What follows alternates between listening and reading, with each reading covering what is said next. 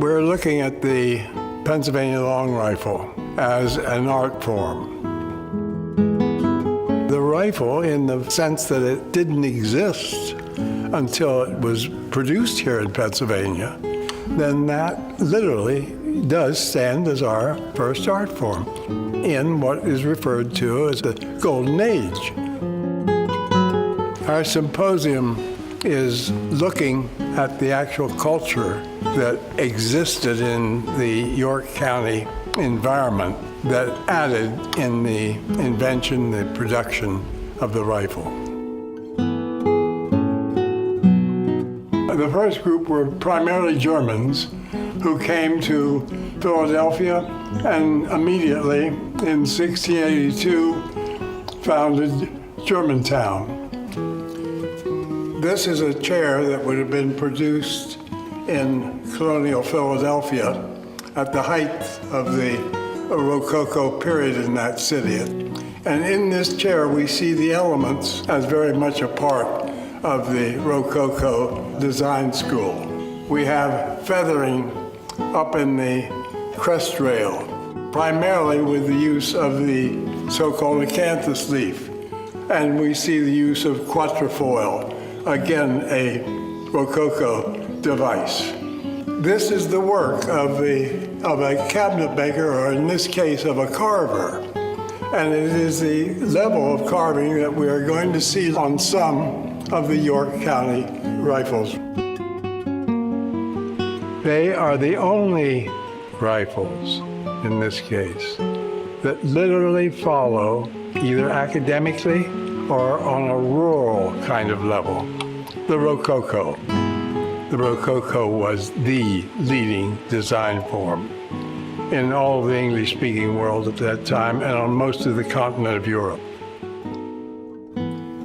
The gun, in the case that probably comes the closest to the academic or urban Rococo approach that I mentioned earlier, is this specific gun. This one was made by George Zorger. So it's very apparent here that the York School was fundamentally charmed, totally charmed by the idea of the Rococo and learned to handle it ultimately to high perfection.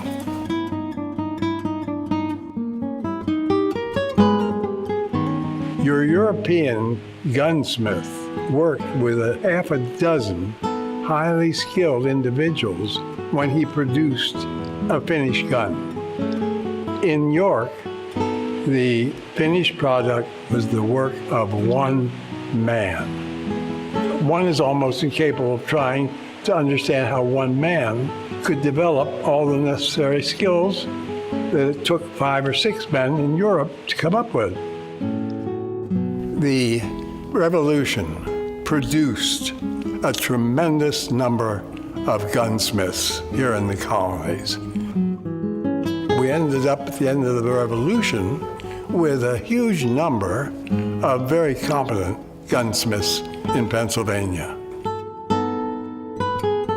Now competition takes over, and in order for them to survive, the only thing that made one gunsmith better than the other was if he was a better artist than the other gunsmith. And we suddenly have what my father coined as the golden age of the so-called Kentucky rifle or the Pennsylvania long rifle.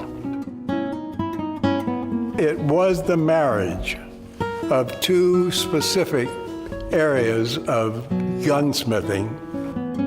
To begin with, the rifle was literally a development that occurred here in Pennsylvania. And the invention part being the simple addition of a ball that was 1 caliber roughly smaller than the caliber of the barrel and a greased patch of linen. They wrapped that around the ball. The accuracy came from that business of adding the greased patch. Throughout the 18th century, in the colonies, Practically all of our decorative art forms were the result of European prototypes. Well, here we are looking at the guns made on the frontier of Pennsylvania that in many ways rival the artistic work of these masters in the urban centers. Curly maple became the wood of choice for the gunsmiths. There is absolutely no explanation, but it's consistent. Curly maple is one of the most difficult woods there are to carve. The dominant striping throws your chisel off every time you come to it. It has a warmth to it and has a marvelous color tonality that is a perfect foil for the engraved brass work of all the brass hardware on the gun against the curly maple. The combination of the two, they were born to be used together. And our show today is made up, basically, of what I would suggest to be masterpieces.